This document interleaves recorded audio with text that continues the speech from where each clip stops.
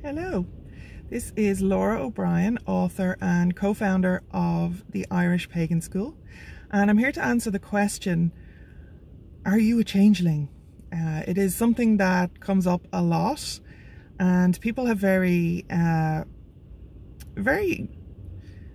strange ideas according to the actual changeling traditions and culture, which come in large part from Irish culture, but they do appear in multiple other native and indigenous cultures all over the world, I'm sure. But I'm just going to speak to the traditions that we have here in Ireland, because that's where I am and that's my lane, so I'm going to stay here.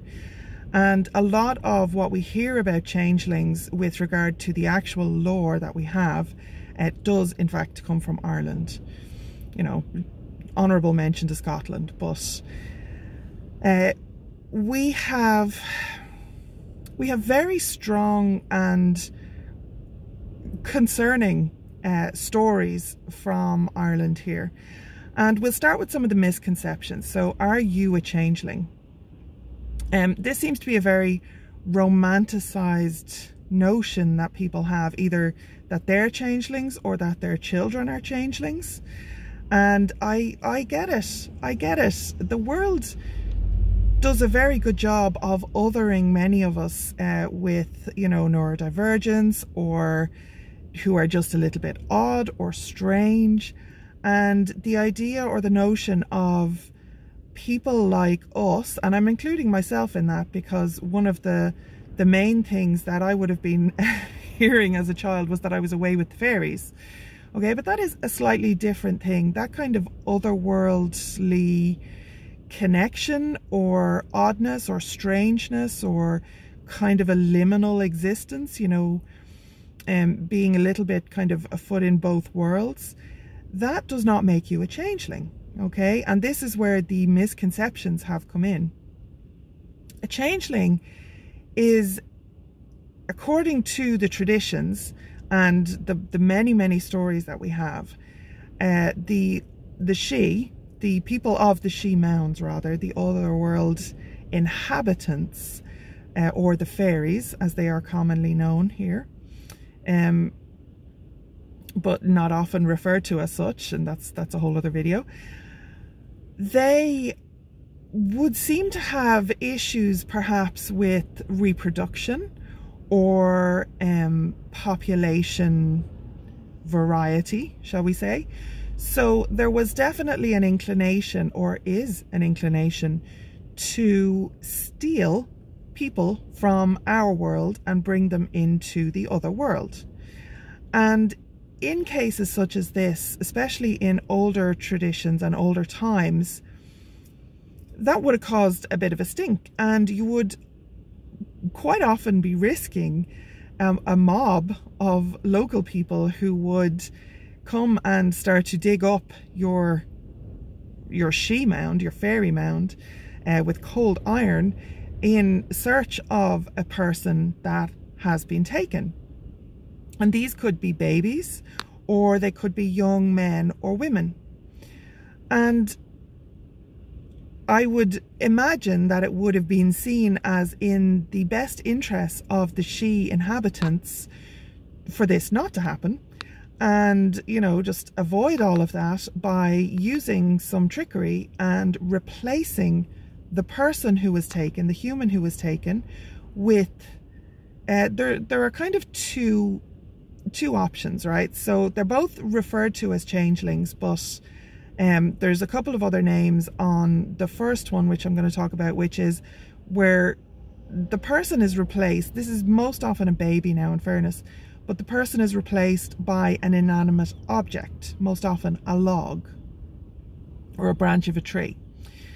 And the mother is absolutely convinced that this log, and in fact the family usually, not just the mother, but particularly the mother, is still caring for this log, is still you know, crooning to it, singing to it, feeding it, doing all of these things in full conviction that this log is their baby, is their child.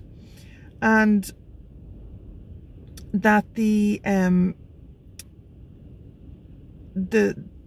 what often happens then in the tales and in the stories is that the child, in inverted commas, the baby that this mother has been caring for this whole time, will sicken and die, and kind of die a natural death, as it seems, a wasting sickness of some description, and be buried. So the log gets buried, and this leaves the fairies, the Sidhe, free and clear to just keep this child in the other world, and it grows up there.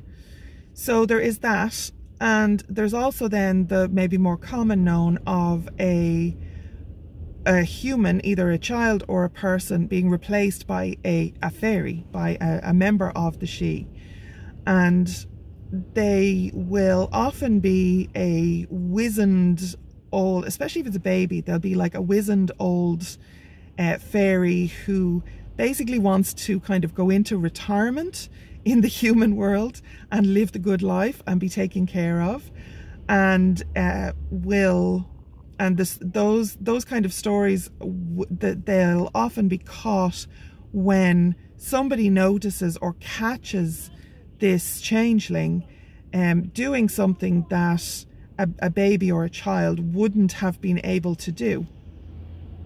And that would include, you know, smoking a pipe, or having knowledge that they couldn't have in a natural way, or getting up and doing a dance, or, you know, talking. If they hear music, then they might talk about oh, it's not as good. They kind of land themselves in it. It's not as good as the music that we would have had in the mound, that kind of thing, right?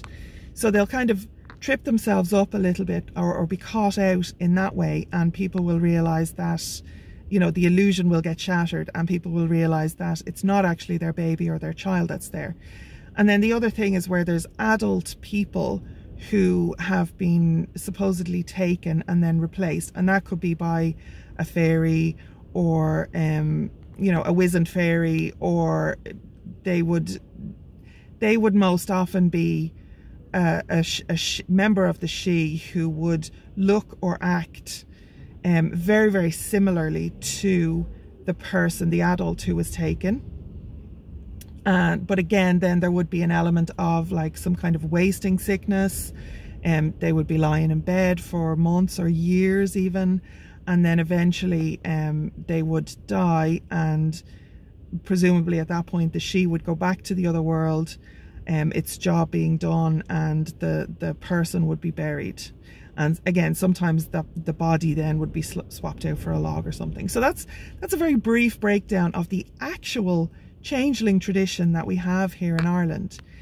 So it really concerns me, I have to say, when people call themselves changelings or call their children changelings, because that was never a good thing. It was never a positive thing. And in fact, Irish history is littered with horrific events and encounters of people who possibly had the misconception that their child or their wife, in some famous cases, such as Bridget Cleary, was a changeling, and they would be effectively tortured or exposed to the elements, or, you know, thrown in a bog or put in a fire, or all sorts of things to test whether this person was actually a fairy.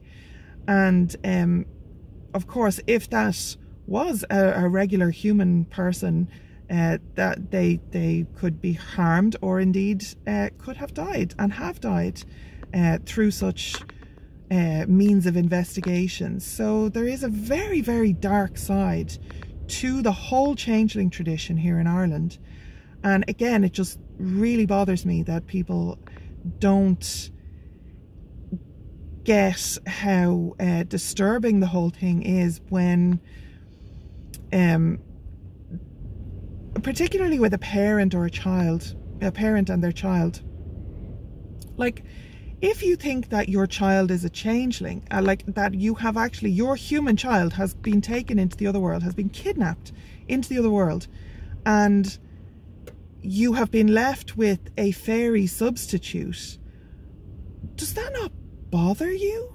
That, you know, if that's a genuine belief that people have, it's not just that a changeling doesn't just mean that my child is slightly other or strange or liminal or, you know, all of those things which may be perceived as positive or special or all of that. That's a good thing, you know. Like, if you want to believe that your child is strange or you know, has this kind of foot in the other world, that's fine, but that is not a changeling. Okay, that is not an actual fairy creature, inhabitant of the other world, who has been swapped out for your kidnapped child.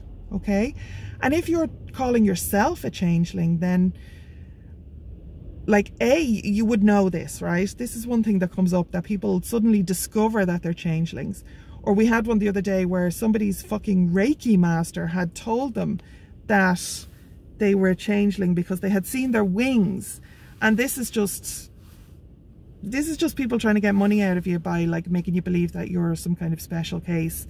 Again, in a very, very fucked up misconception of what the word changeling actually is. So please don't do that. Please don't do that to your clients if you're a Reiki master.